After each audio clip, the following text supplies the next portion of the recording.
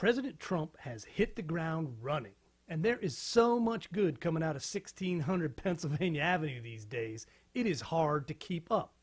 Now, one truly good thing on the horizon is a pause to immigration from jihadist-influenced areas coupled with extreme vetting.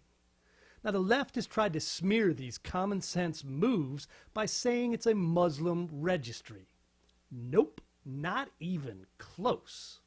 Now, this starts with the fact and the law which says no one has a right to enter the United States except citizens. Anyone else has to be approved after being investigated, and it's up to them to prove why they should be allowed to come into this country. This also means allowing our security agencies to actually investigate wannabe migrants, which would be a welcome change from the Obama administration's policies. There are places on earth where the jihadists control things, there are no records, or it's too corrupt for anybody to be able to tell us who the good guys and the bad guys are. So why on earth would we let people from those places into this country?